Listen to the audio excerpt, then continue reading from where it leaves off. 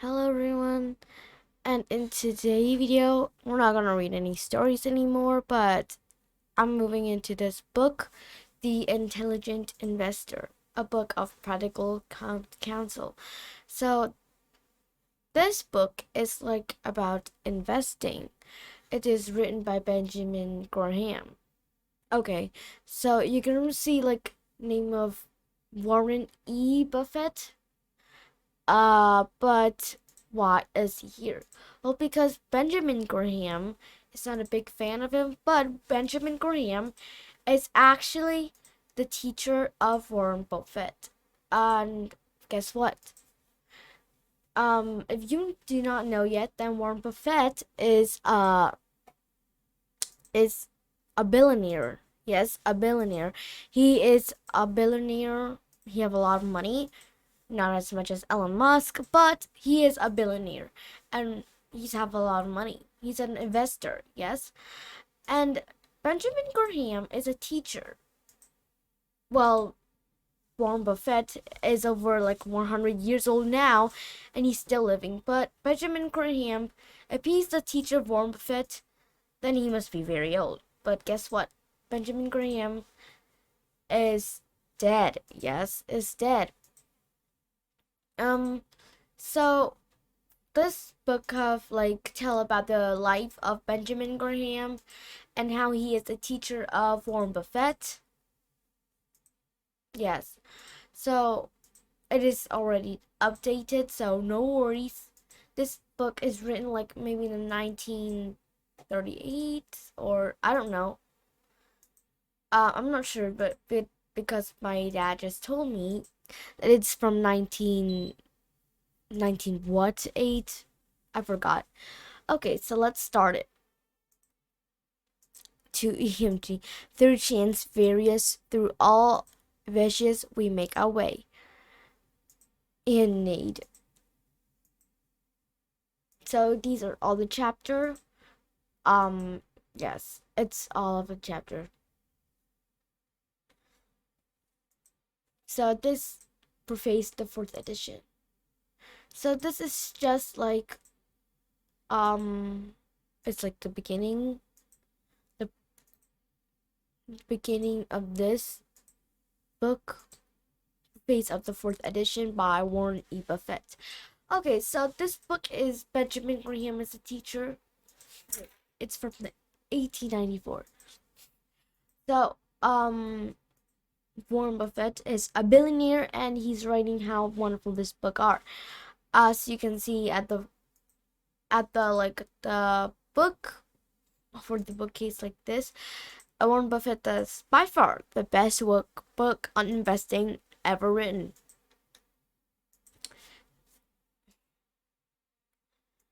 I read the first edition of this book early in the 1950s when I was 19. I thought then that it was by far the best book about investing ever written. I still think it is.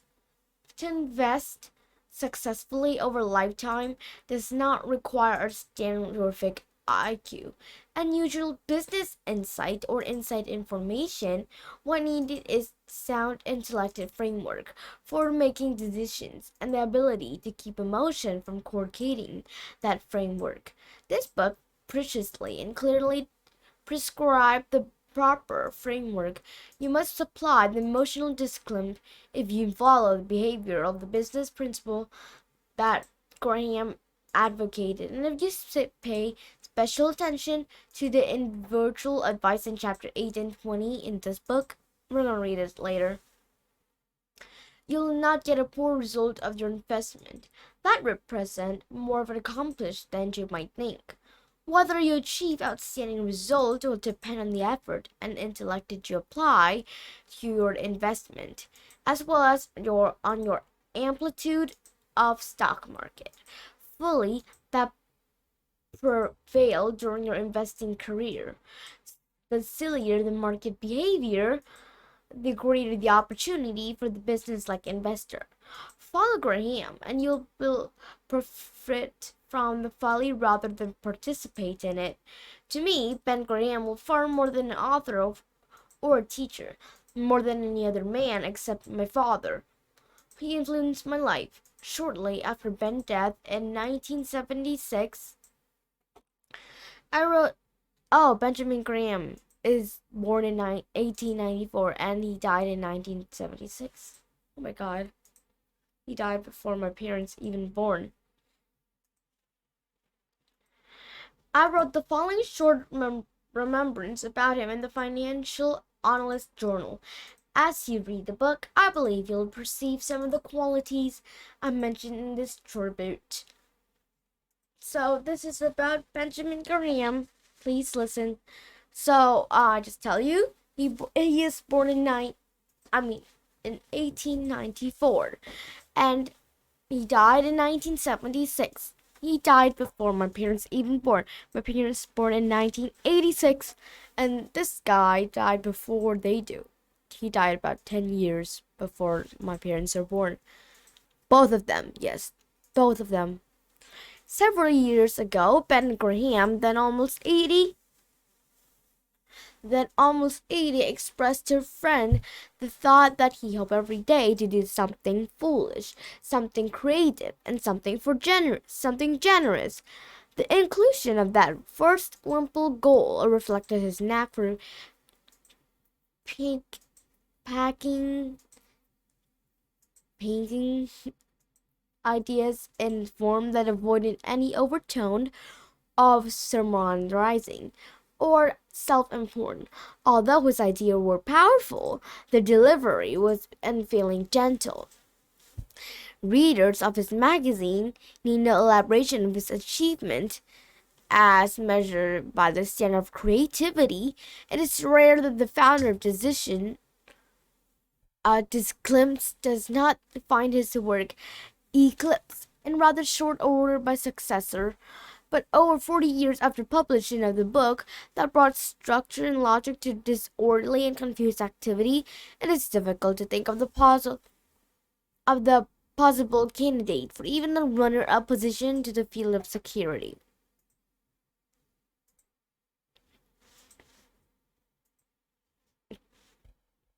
Security analysis.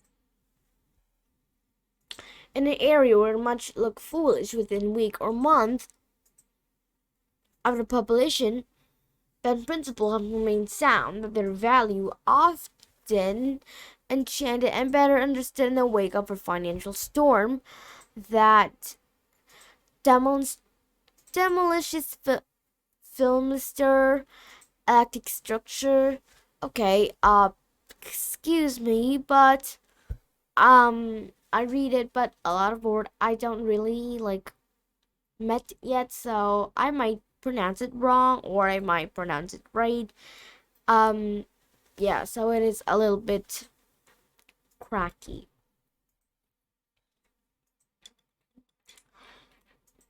A remarkable aspect of Ron Dorman's of his personal field was that he achieved it without that error of mental activity that concerted all effort on single-ended.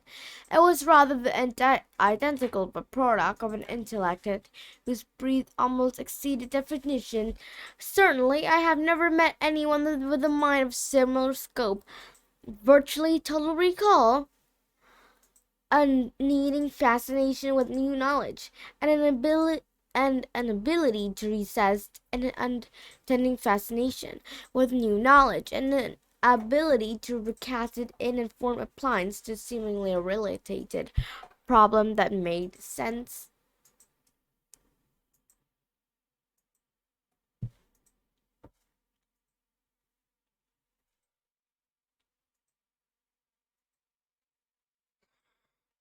Um,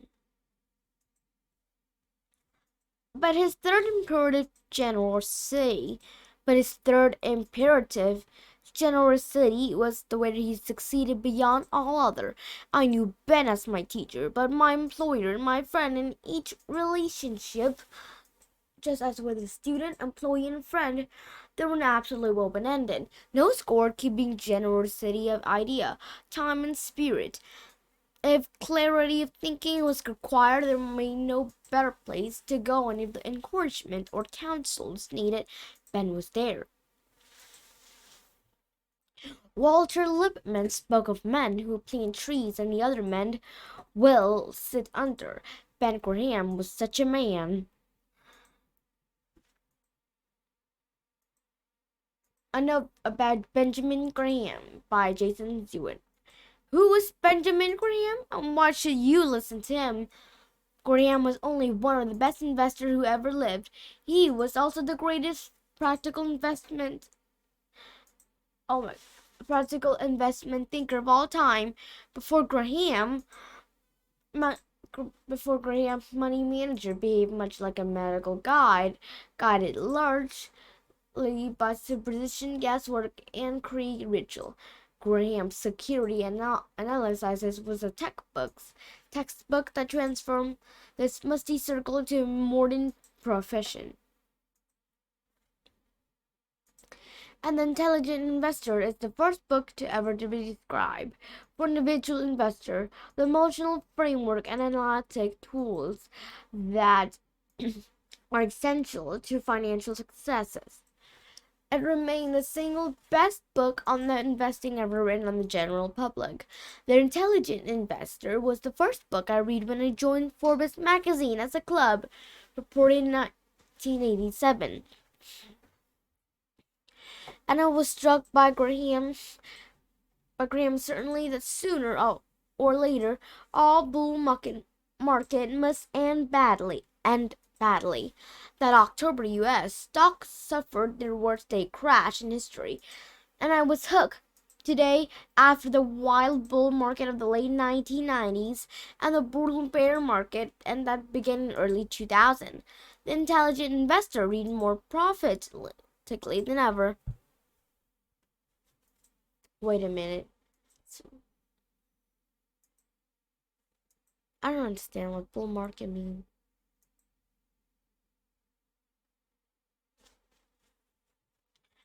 Graham came by his insight the hard way, by feeling firsthand the anguish of financial loss, and by studying the decay of the history and psychology of the market.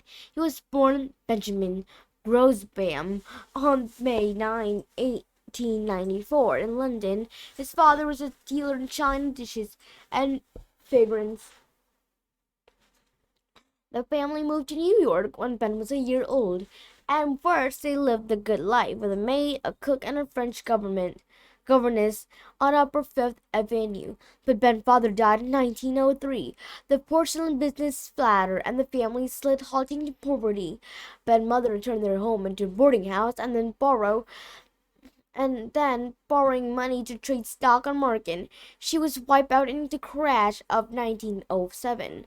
For the first time for the rest of his life, Ben would recall this humiliation of cashing a check for his mother and hearing the bank teller ask, "Is Dorothy Grosbam good for $5?" Fortunately, Graham won a scholarship at Columbia, where his brilliance burst into full flower. He graduated in 1914, second in his class before the end of Graham's final semester. Through department English, philosophy, and mathematics. Asked him to join the faculty. He was all of 20 years old. I felt so thirsty.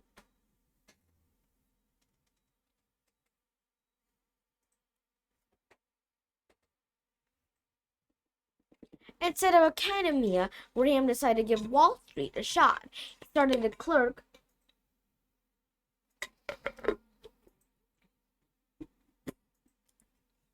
He started as a clerk at a bond trading firm. Soon became an analyst and a partner, and before long was running his own investment partnership. The internet boom just would not have surprised Graham. In April 1919,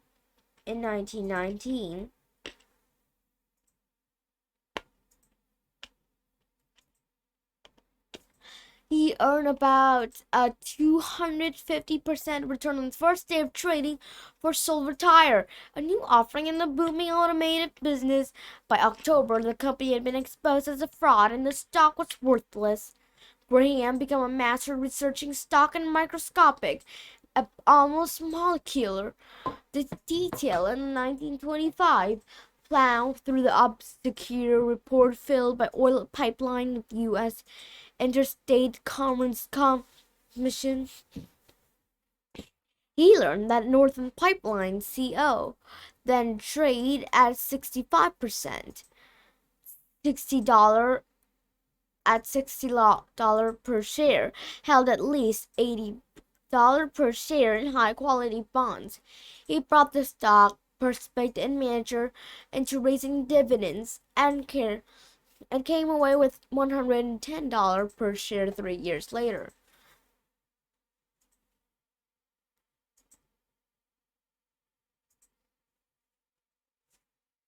Despite a hearing loss of nearly 70% during Great crash of 1929 to 1932, Graham survived and thrived in ultramouth, harvesting bargain from the wreckage of the bull market. There's no exact record of Graham's earliest return, but from 1936 until he retired in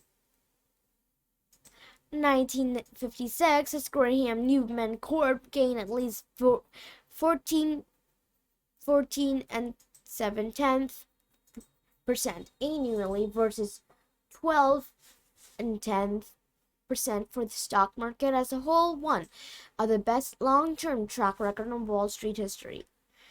If you don't understand what Graham Newman Corp means, then it was an open and mutual fund. I'll read chapter 9 later when I've done with all the chapter before here. That Graham ran in partnership with Jorman Newman, a skilled investor in his own right. For much of its history, the fund was nucleus to new investor. So, to know better about this, I'll read chapters 9. You can read chapter 9 if you have the book. Okay, so how did Graham do it? Combining his external elected power with confront common sense and vast experiment, Graham developed his core principle, which are at least as valid today as they were during his lifetime. First of all, a stock is not just a ticker symbol or an electronic blip. It's an ownership interest in actual business, with the underlying value that does not depend on its share price. The market is pendulum that forever swing between unsustainable optimism, which makes stock too expensive, and unjustified pessimism, which makes them too cheap. The intelligent investor is a realist who sells to optimism and buy from the pessimist. The future value of every investment is a function of its present prices. The higher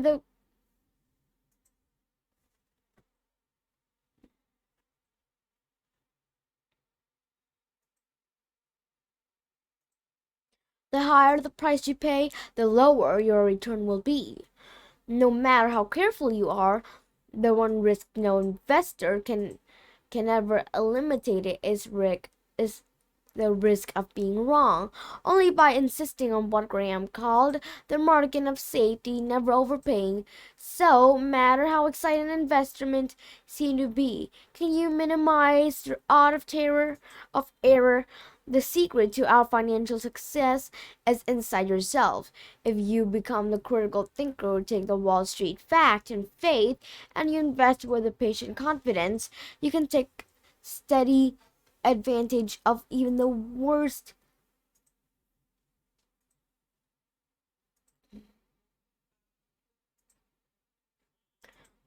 bear market.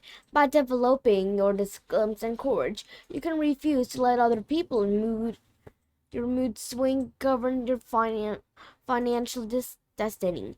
In the end, how your investment behave is much less important than how you behave. The goal of this revised edition, The Intelligent Investor, is to apply Graham idea to the today financial market while leaving its text entirely intact, with the exception of the footnotes of the clarification. After each of Graham's chapter, you'll find a new commentary and this reader guide. I've added a recent example that should show you just how relevant and how liberating Graham principles remain today.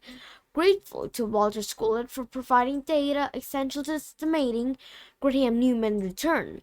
The 20% annual average Return the Graham City's prospect. You can read page 532 to know more. Appear not to take management fees into account.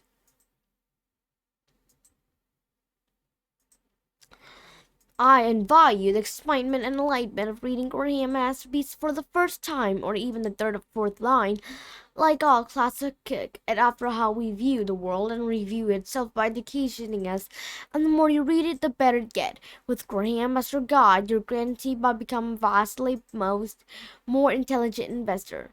So this is like a note from Benjamin Graham by Jason Zuech. Yes, so you really like this book.